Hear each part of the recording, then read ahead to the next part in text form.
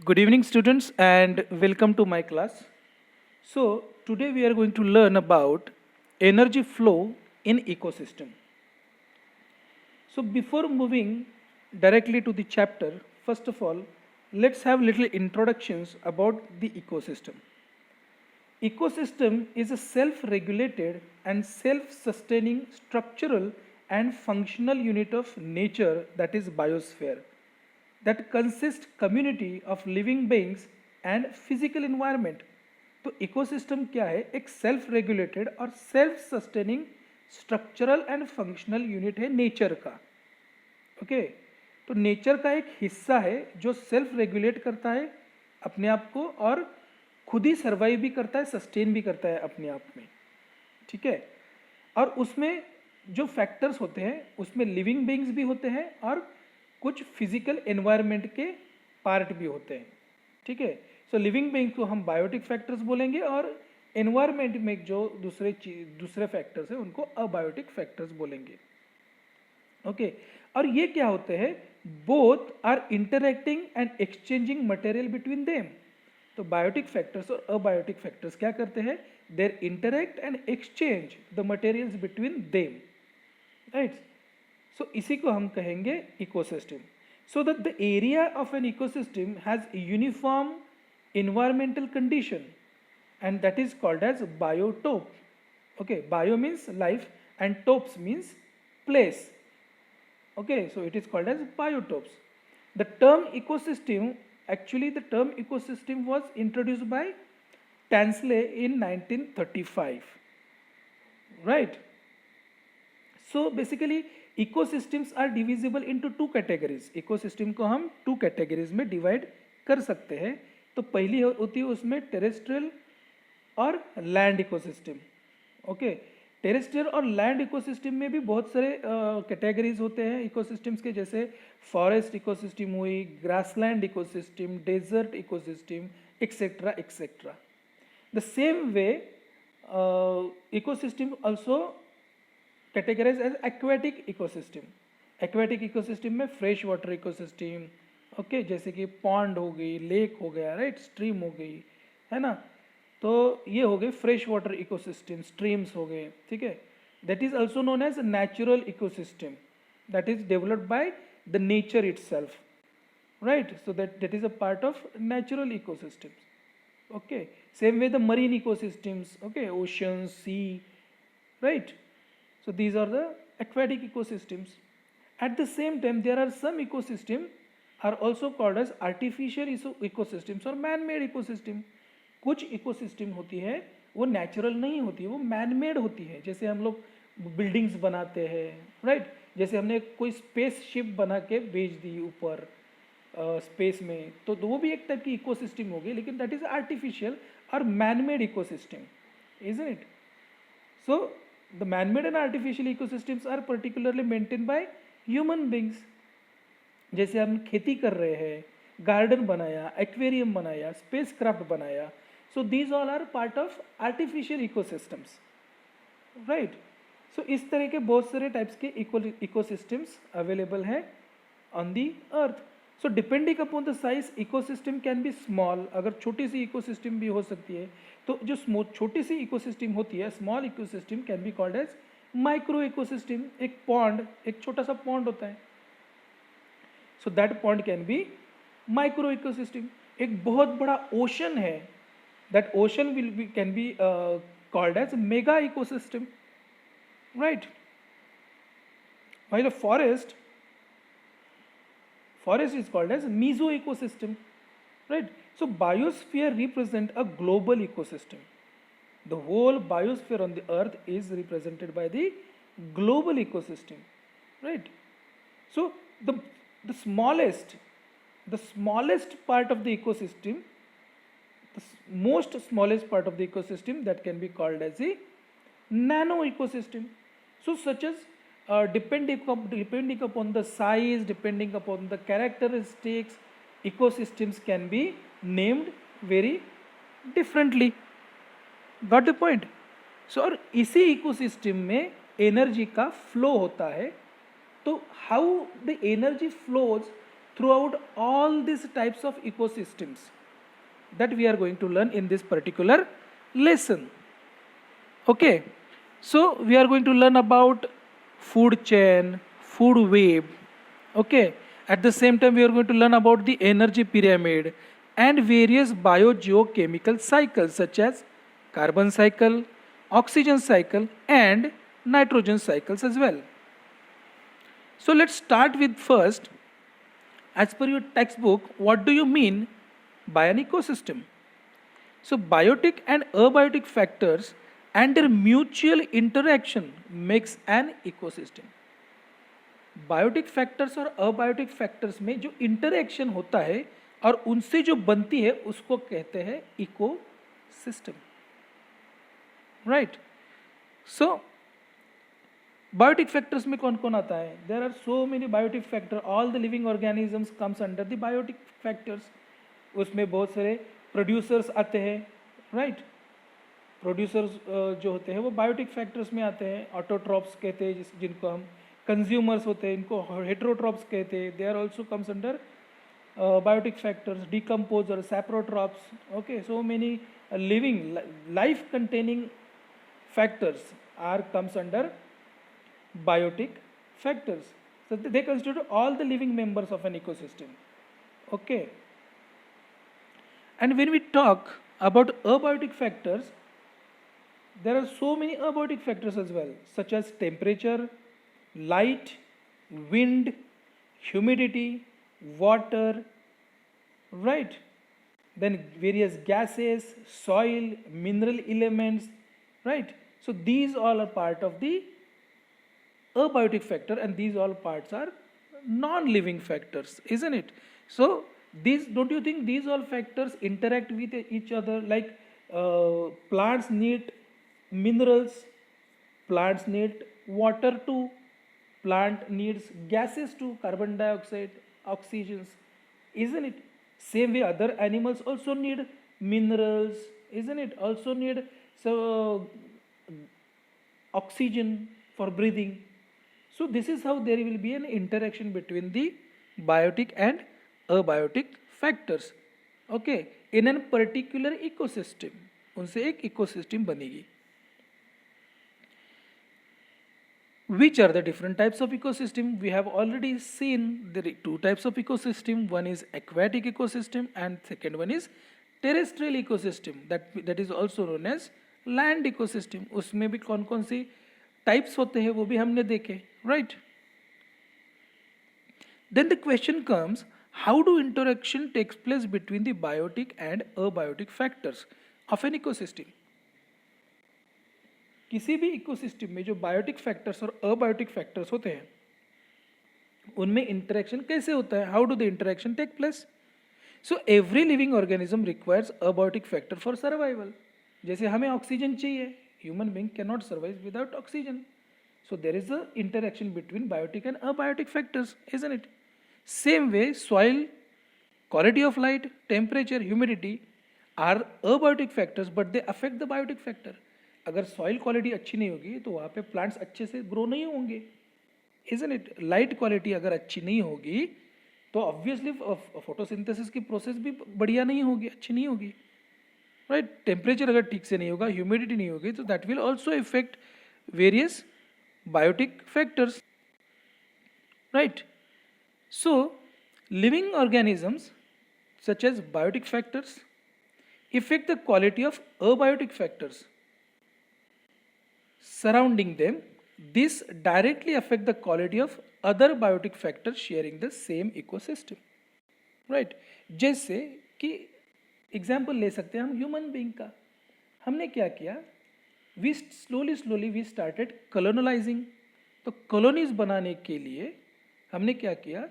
जंगलों को काट के वहाँ पे बिल्डिंगें खड़ी करके सिटीज बनाई, बराबर है ना. तो जब ने हम, तो we are the biotic factors, ठीक है. तो हमने क्या किया? वहाँ की जो इकोसिस्टम है उसमें चेंजेस कर दिए. So we are the biotic factor. Okay, so we are affecting the quality of abiotic factor.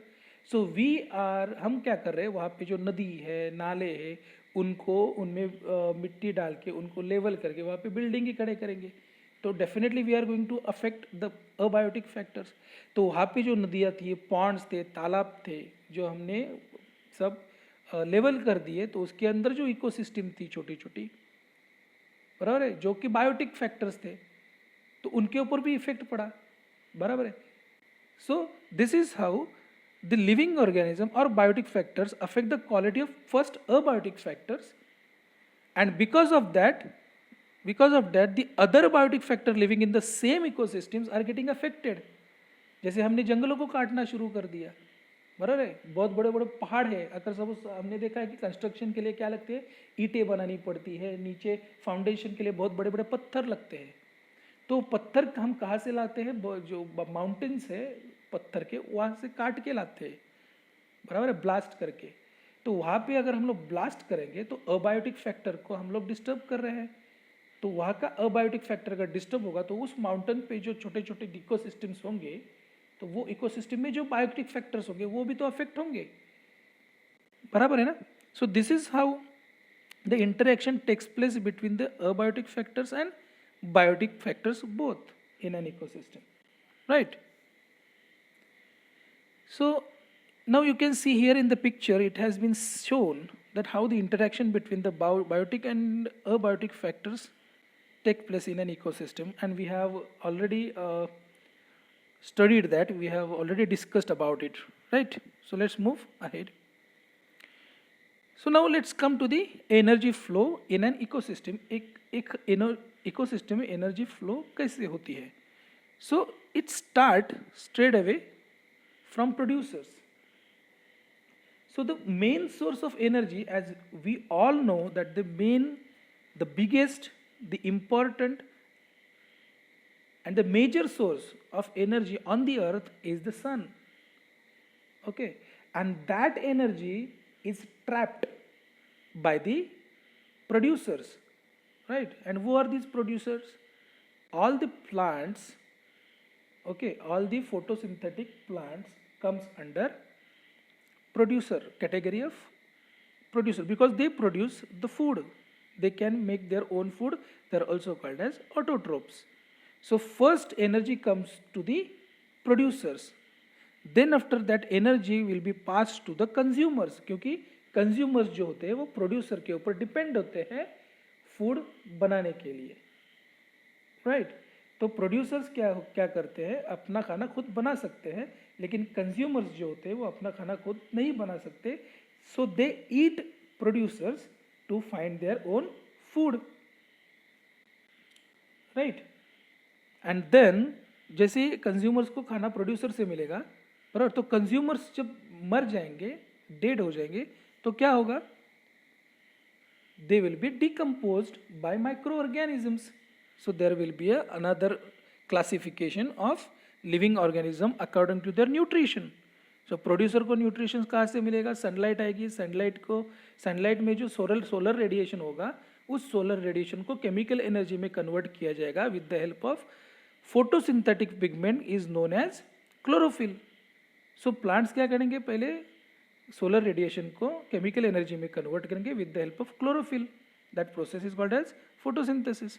तो प्रोड्यूसर्स ने तो खाना बना लिया, अभी कंज्यूमर्स को खाना चाहिए, तो कंज्यूमर्स क्या करेंगे, प्रोड्यूसर्स को खाएंगे, बराबर है ना, बराबर है। तो उसमें भी कैटेगरीज है कंज्यूमर्स में, वो हम लोग आगे देखेंगे। और जब कंज्यूमर्स मर जाएगा तो वो डिकम्पोज होगा, राइट?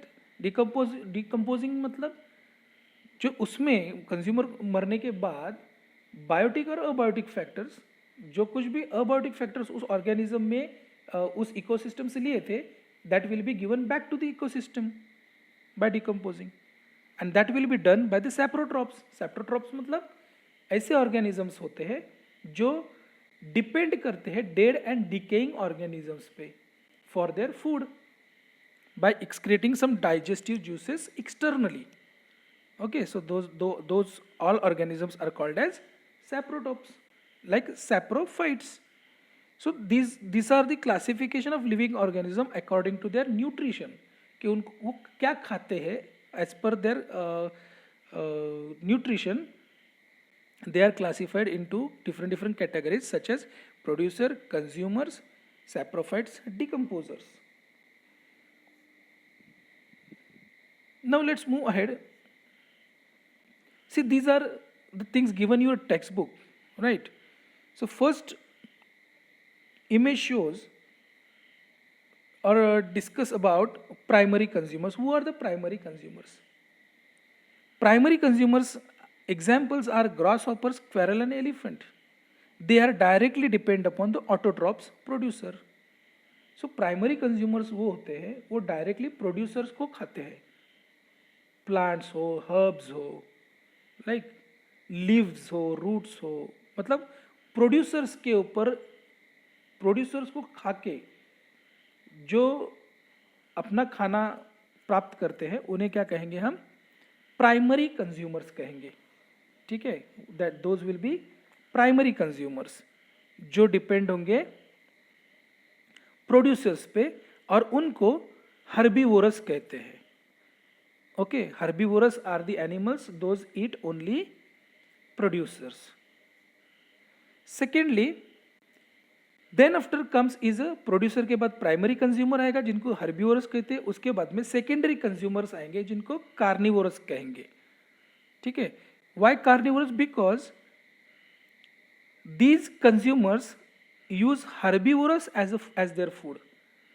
तो सेकेंडरी कंज्यूमर्स जो होंगे वो प्रोड्यूसर्स नहीं खाएंगे, वो क्या करेंगे वो क्या करते हैं, जो प्राइमरी कंज्यूमर्स होते हैं ना उनको खाएंगे. So primary consumers are actually the prey for secondary consumers. Okay, so वो मांसाहारी होते हैं क्योंकि प्राइमरी कंज्यूमर्स तो बायोटिक फैक्टर, वो मस्कुलर एनिमल्स होते हैं ना. See, grasshoppers, squirrels and elephants. So इनको खाने वाले जो होंगे वो मांसाहारी होंगे तो उनको कहते हैं carnivorous. These consumers are use herbivorous as their food.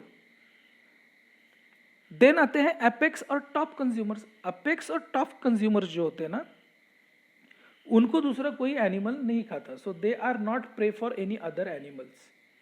Okay. सो कौन आता है? टाइगर और लायन. टाइगर और लायन को कौन खाता है? In any ecosystem there is no other organism who can eat the lion और tiger. That's why they are at the top और apex consumers and they are also carnivorous. So these consumers are use herbivorous and carnivorous as their food. No other animal feed on this top consumers. कोई दूसरा animal जो होता है वो इन apex और top consumers के ऊपर फीड नहीं होता, वो इनको खा नहीं सकता या नहीं खाते actually. Then next one is come is omnivorous. वो are omnivorous. Omnivorous are the mixed consumer. They can eat herbivorous, they can eat carnivorous, they can eat producers. Okay, so plant origin हो या animal origin हो, किसी भी origin का अगर living organisms है, ठीक है, so they will be eating it. और ऐसी जो ऑर्गेनिजम्स होते हैं उनको हम क्या कहेंगे? Omnivorous, that is mixed consumers. Got it? Now let's have a look at the food chain. See यहाँ पे एक फूड चेन दिया गया है, उसमें आपको दिखाई देगा कि सन है. तो सबसे शुरू में है सन दिखाई दे रहा है आपको. सन से सोलर रेडिएशन आ रहा है, वो आ रहा है प्रोड्यूसर्स मतलब प्लांट्स में, राइट. नीचे जो दिए है प्लांट्स दिए हैं, तो प्लांट्स के ऊपर यानी कि घास दिए हुए एक्चुअली वहाँ पे. तो घास के ऊपर कौन फीड करता है अपने आप को? कौन फीड करता है घास से? That is grass hopper. Grass hopper को कौन खाएगा? फ्रॉग. फ्रॉग को कौन खाएगा? स्नेक. स्नेक को कौन खाएगा? ईगल. और ईगल को तो कोई खाता नहीं है because eagle is an apex consumer. So when eagle will die, at that time the saprophytes or decomposer would play a role of decomposing the eagle, right? And this is how this food chain completes. Okay, so solar radiation से start होके producer से फिर primary consumer को खाएंगे secondary consumers को खाएगा apex consumer, और apex consumer बनने के बाद उनका डिकम्पोजिशन होगा with the help of various micro organisms, right. And this is how in the end finally जो कुछ भी इकोसिस्टम से लिया है वो सारा का सारा after decomposition of an organism that will be given back to the ecosystem, and this is how this whole circle is going on. Okay, so feeding relationship among the producers, consumers and saprophytes. Okay, so ये जो feeding का relation होता है ना, मतलब खाने का relation, कौन कौन किसको कहाँ से खाना मिलता है. ओके, सो ये जो फीडिंग रिलेशनशिप है between the producer, consumer and saprophytes, इनमें जो फीडिंग रिलेशन है ना, बराबर है ना, in an ecosystem is called as food chain. इससे हम फूड चेन बोलेंगे. So feeding relationship among the producer, consumer and saprophytes in an ecosystem is called as food chain. And food chain may consist of 4 or 5 links और even more than that. अभी यहाँ पे आपको दिखाई देंगे more than 4 links आपको तो दिखाई दे रही है. ग्रास हॉपर, फिर फ्रॉग, फिर स्नेक, फिर ईगल और फिर उसके बाद में decomposers. Right, so the chain can be long और less small. Right, so now let's understand some food chains we can seen so far. Okay, we have seen so far. हमने आजू बाजू में हमें दिखाई देती है, उसमें से एक फूड चेन हम देखते हैं, जैसे कि ग्रेन्स है. Okay, so they are the producers, right, they are photosynthetic, they can produce their own food, so they are producers. तो ग्रेन्स को कौन खाएगा? Rats. So rats would be the primary consumer. Rat को कौन खाएगा? Snake. So snake will be secondary consumer. और snake को कौन खाता है? Hawk. So hawk will be an apex consumer. So this is one food chain.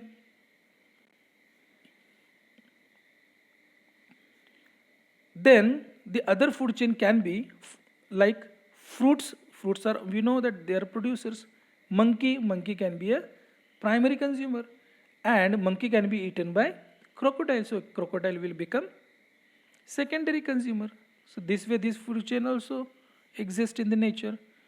Then as far as ecosystem, aquatic ecosystem is concerned, plant planktons, जो पानी में shallow waters में जो छोटे छोटे पौधे उगते हैं, राइट, तो उनको कौन खाता है? तो plant planktons are producers, right, so they can produce their own food. तो उन प्लांट प्लैंक्टन पे फीड करते हैं small fish. So small fish will become primary consumer. Okay, and the big fishes are the secondary consumer who would be feeding upon the small fishes, right? And in the end, the bird kingfisher will be the apex carnivorous, क्योंकि जो bird Kingfisher है वो बड़े मछलियों को पकड़ के खाएगा. So that will be an apex carnivore. Correct है? सो these are the kind of food chains we can observe in our nature. Now let's understand about the food web. So far we have seen about the food chains. Now what exactly the food web is? So the food webs are interconnected food chain in an ecosystem. बहुत सारी food chains जो होती है वो interconnected होती है एक ecosystem में, तो उसे हम लोग कहेंगे फूड वेब. जैसे यहाँ पे बाजू में आपको पिक्चर में दिखाई दे रहा है, जैसे कॉर्न को अगर ग्रास हॉपर खाएगा तो ग्रास हॉपर को सिर्फ रैट ही नहीं खाएगा ना, उसको फ्रॉग भी खा सकता है, बराबर है. तो रैट को फिर कौन खाएगा? स्नेक खाएगा, और ग्रास हॉपर को फ्रॉग खाएगा. तो ये दो अलग अलग चेन, फूड चेन यहाँ से बन रही है, बराबर है. सो ऐसे अलग अलग फूड चेन्स है, वो एक ही जगह पे इंटरकनेक्टेड होती है, तो उसे हम फूड वेब कहेंगे. Okay, so food webs are interconnected food chains in an ecosystem, right? An organism may be a prey for many other organisms, such as हमने अभी example देखा, जैसे grasshopper can be a prey for rat, the same grasshopper can be a prey for the frog, isn't it? Same way a frog can be a prey for the snake, At the same time, frog can be a prey for the eagle. Right? Such this in this this is how the various food chains are developed, and these all food chains are interconnected. Right?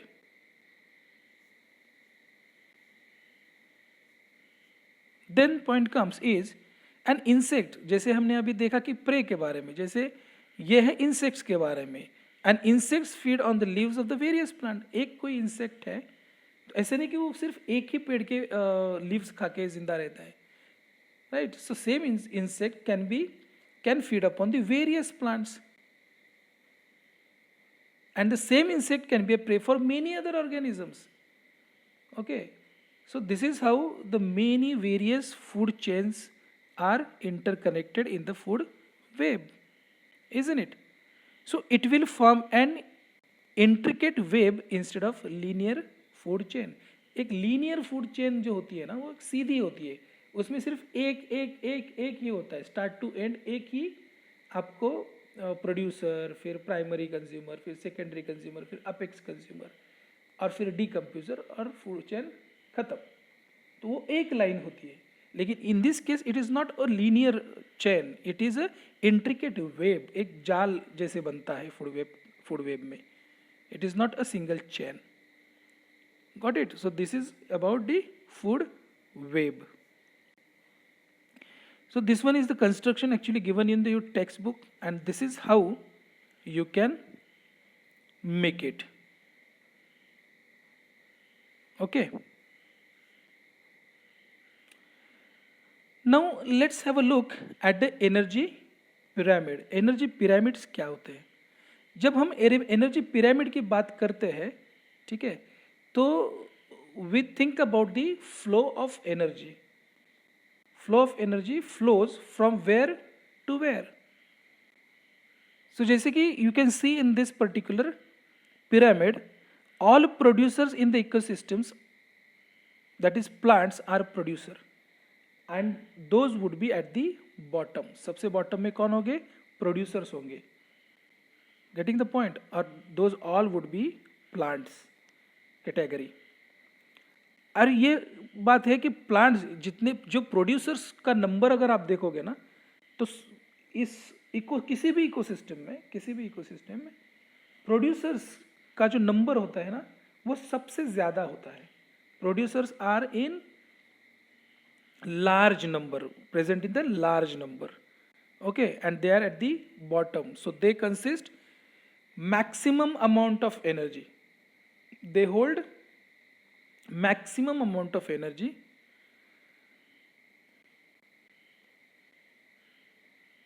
and then this energy will be passed on to the other level. So first of all the producers like in the ecosystem, plants, are at the bottom. Then after comes this first trophic level. Producers के बाद first trophic level आती है, उसे हम कहेंगे herbivores, क्योंकि वो plants को खाएंगे तो उनको कहते हैं हर्बीवोर्स, शाकाहारी. राइट? उसके तो अगर कंपैरिजन करेंगे तो as compare to the producers, herbivores would have less energy and the less numbers as well in the first trophic level. So second trophic level would be of carnivorous. So carnivorous animals में जो energy की level होगी, quantity होगी, वो comparatively herbivores से और कम होगी. Okay, so this is how the level of energy goes on reducing when you will start reaching to the top of the pyramid. And the third trophic level would be omnivores, जो plant origin हो या animal origin हो, किसी को भी खा सकते हैं. Right? So this is how the trophic levels are designed according to the amount of energy they consist and the number their population. Okay, so maximum number on the in any ecosystems present are the producers, and the less, so the way we the slowly when you start going up to the pyramid, the number of animals or the number of organisms would decrease. Producer सबसे ज़्यादा number में हो गए, herbivores उससे कम हो गए, carnivorous उससे भी कम हो गए और ओमनिवोरस उससे भी कम हो गए नंबर्स में. And the energy will also go on decreasing when you will start rushing up towards the top of the pyramid. Okay, so this is what the energy pyramid is. So let's have a look one by one. So each level of food chain is called as a trophic level.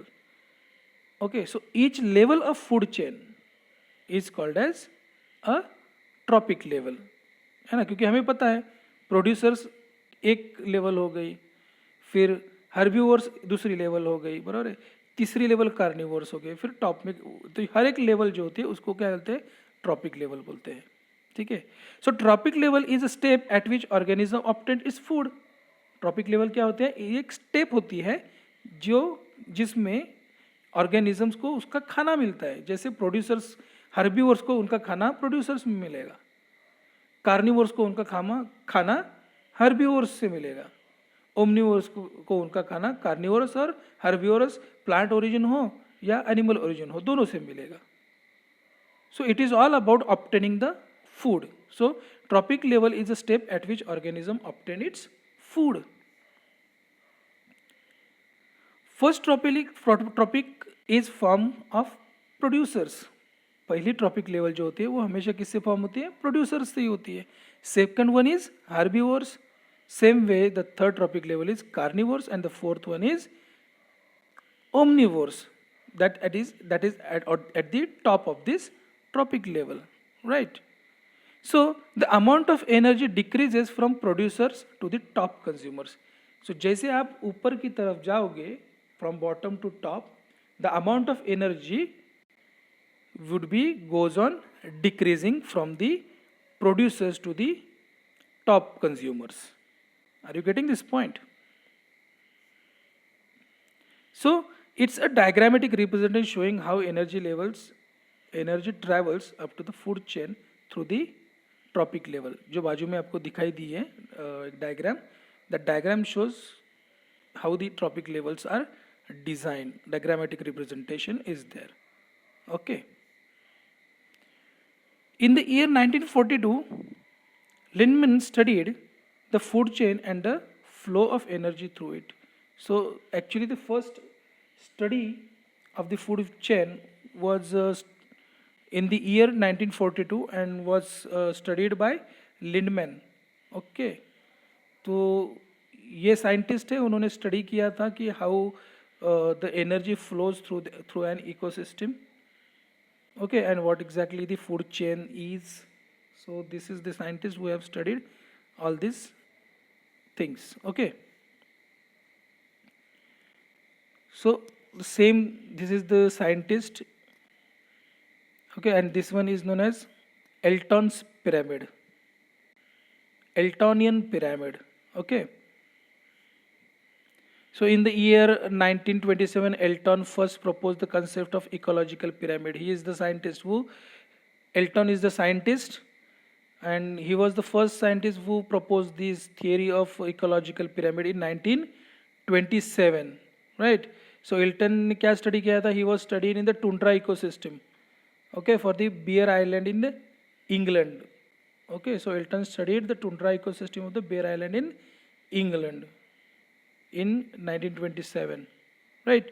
So ultimate source of energy in the ecosystem is sun. We all know that. If there is no sun, there is no energy, there is no producer, no consumer, no primary, secondary, decomposer, there is no life exists.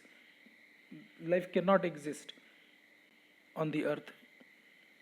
So sun becomes the ultimate source of energy, and the flow of energy is always unidirectional. मतलब सन से जो energy आती है वो पहले producers पे के पास आती है, प्रोड्यूसर से प्राइमरी कंज्यूमर, सेकेंडरी कंज्यूमर से होते होते होते पूरे चेन में जाती है, लेकिन that energy do not goes back.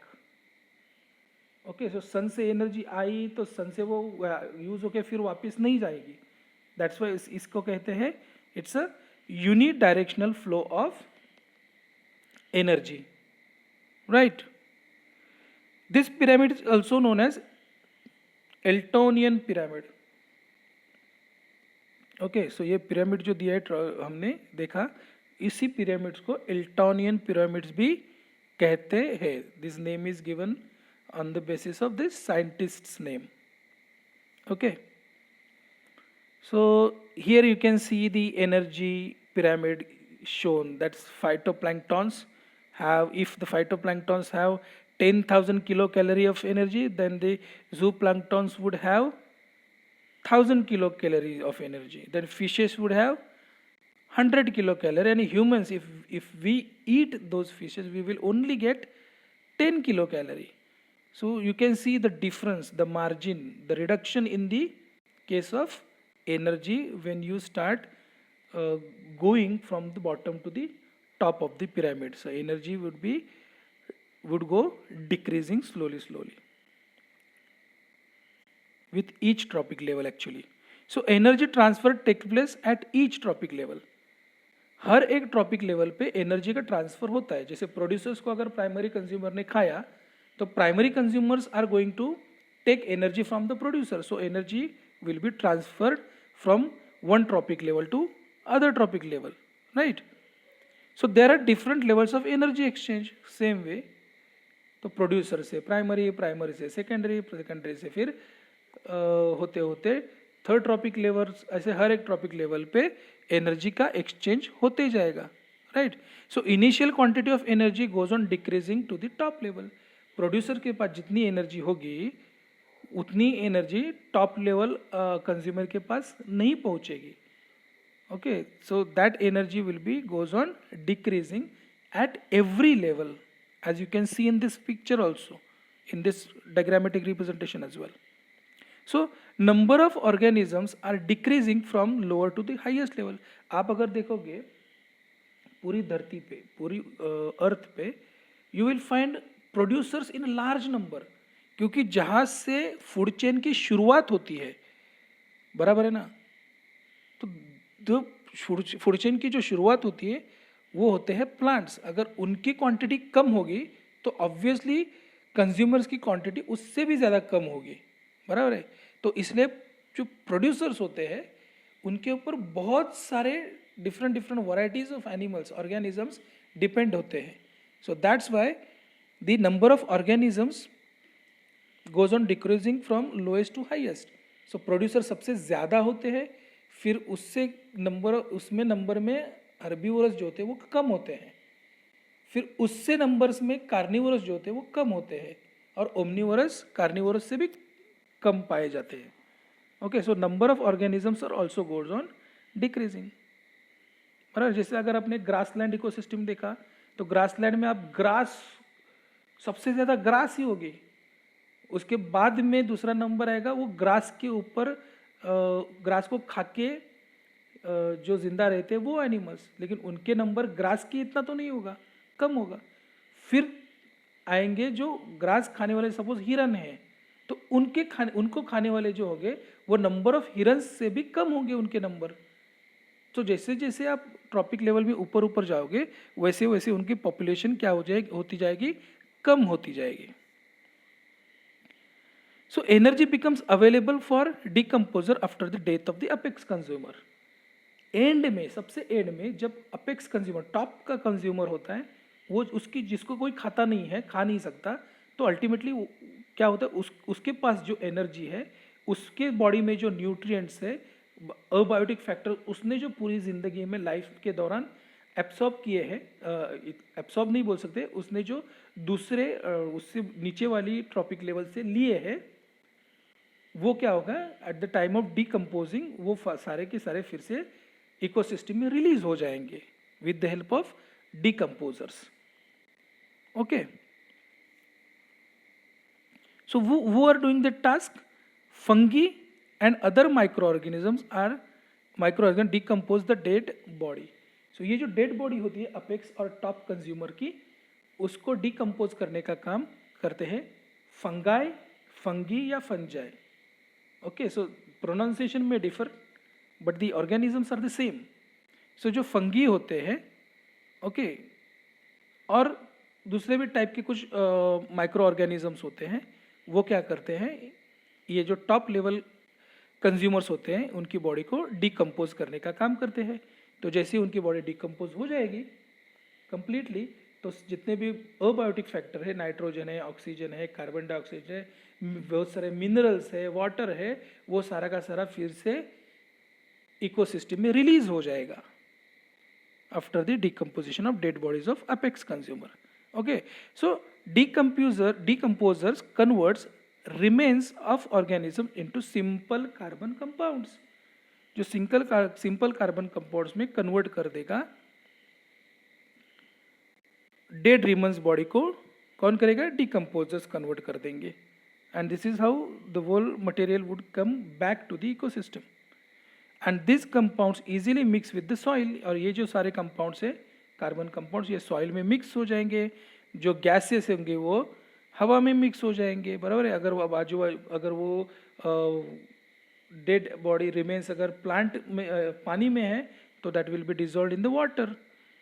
Okay, where they again absorb by the plants and the imported into the food chain. और फिर से वो क्या होंगे, सॉइल में अगर होंगे तो वहाँ पे कोई भी पेड़ पौधे उगेंगे तो वो फिर से उनके लिए वो मिनरल्स अवेलेबल हो जाएंगे फिर से, बराबर है। तो इस तरह से वो जो डिकम्पोज होने के बाद जो सारे के सारे अबायोटिक फैक्टर्स सॉइल में या इकोसिस्टम में आए हैं, वो फिर से दोबारा फूड चेन में वापस आ जाएंगे, राइट।